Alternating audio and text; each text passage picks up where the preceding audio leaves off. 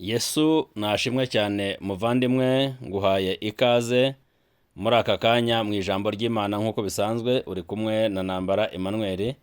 Munyemere rero tujya kuganira amagambo y'Imana, ariko mbere ya byose nguhaye ikaze mu ijambo ry'Imana.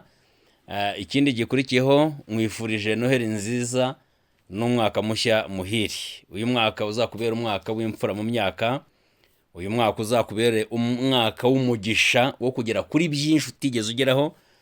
Umwaka tugiye kwinjiramo wa 2026 uzakubera umwaka wo gusarura, kandi usarure byinshi mu izina rya Yesu. Uzakubera umwaka wo kugira amagara mazima, uzakubera umwaka udasanzwe wo kugera ku ntsinzi mu izina rya Yesu. Unyemere rero tuganira amagambo y'Imana.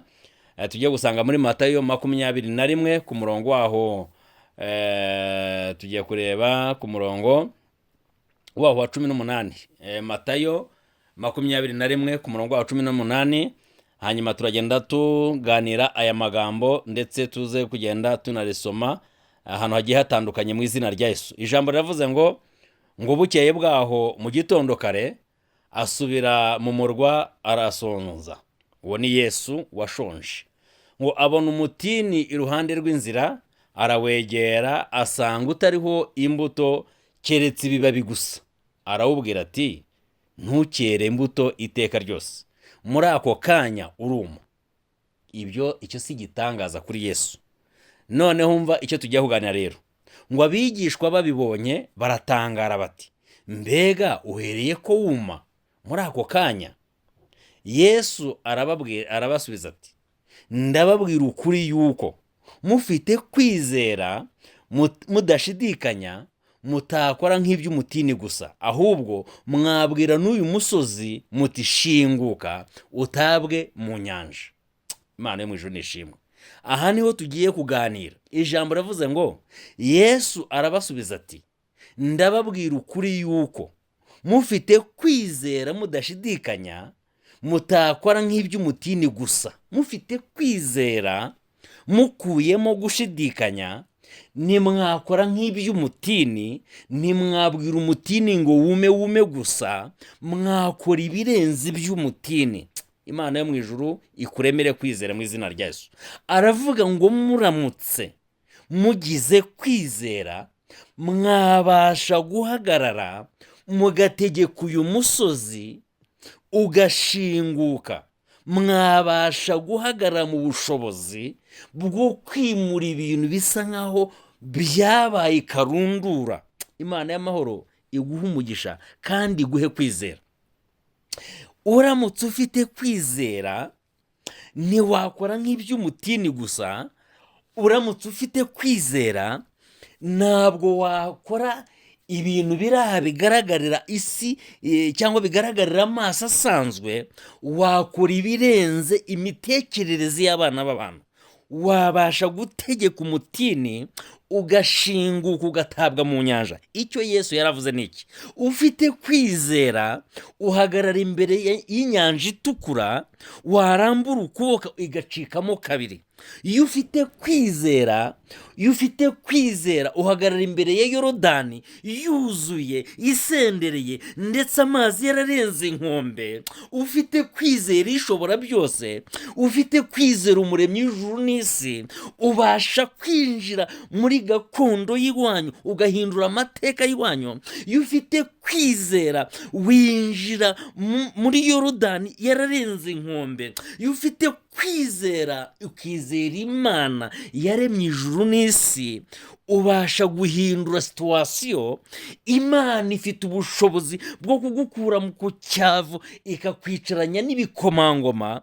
Yahinduriye ubuzima Mefibosheti, imukura i Lodebari kwa Makiri mwene Amiyeli, imujyana i Yeruzalemu. Ijambo riravuze ngo ufite kwizera utayabienefo. Ufite kwizera wabasha guhagarara imbere y'umusozi ukawutegeka, ukavuga ngo wa musozi we, ndagutegetse shinguka utabwe mu nyanja.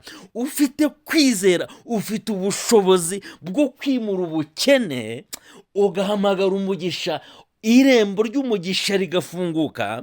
Ufite kwizera wahagarara ukavuga uti wa ndwara we, ngusohoye mu maraso, sohoka. Nsohoye kanseri, nsohoye malariya, nsohoye sida, mpamagaye gukora kw'Imana byaba. Ufite kwizera wahagarara ukazimiza, ukinjira mu kirere cy'ubumana, ukinjira mu kirere cy'umwuka, ukinjira mu gukora kw'ijuru, ukavuga ngo uhereye none nciye iteka.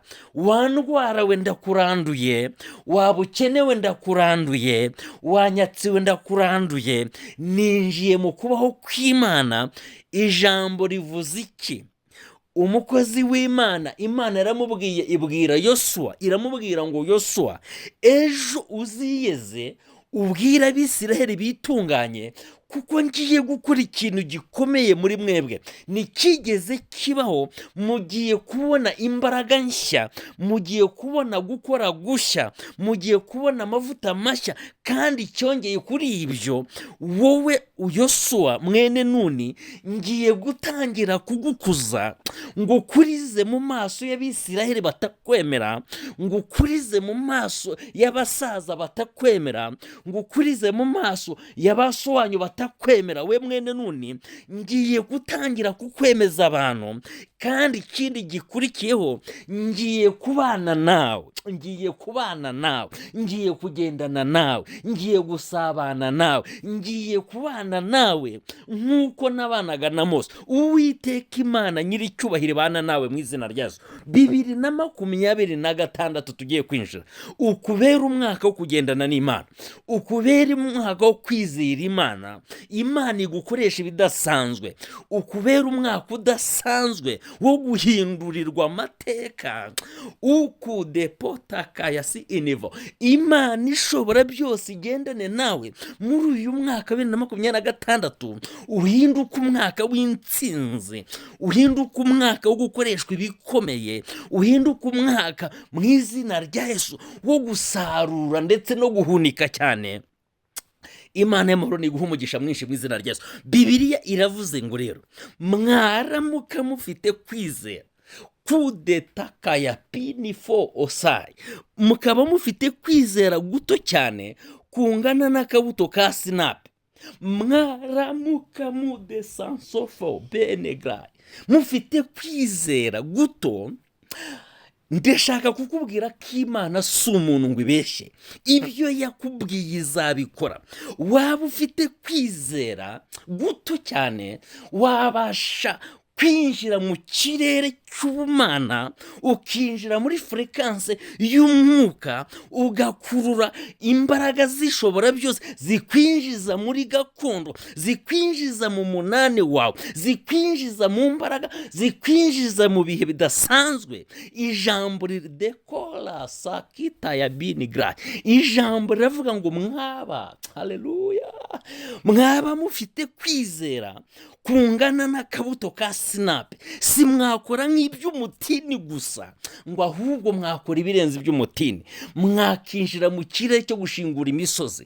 Ndashingura umusozi wari uhagaze imbere yawe. Yewe wa musozi we, wiyita iki imbere y'umugaragu w'Uwiteka Imana? Yewe wa nzara we, wiyita iki imbere de kita ya sofi biniga, imbere y'umukozi w'Imana? Yewe wa madeni we, yewe wa nzara we, yewe kwambara ubusa we, wiyita iki imbere de sansofobikrai?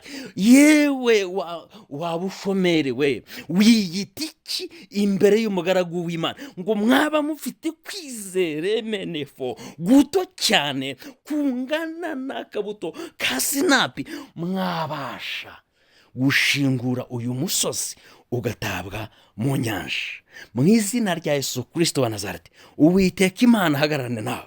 Imana ishobora byose igendane nawe. Bibita kota 2026, uguhindukira umwaka rabonefo, umwaka w'umunezero, umwaka wo kugera kuri byinshi, umwaka wo gusohorezwa amasezerano, umwaka wo kuregerwa inyegamo, umwaka wo kurindwa cyane, kurindwa amagara, ukarindwa umubiri, ukarindwa ubugingo, ukarindirwa iterambere, umugisha ukaza mu biganza byawe ukabona mu izina rya Yesu.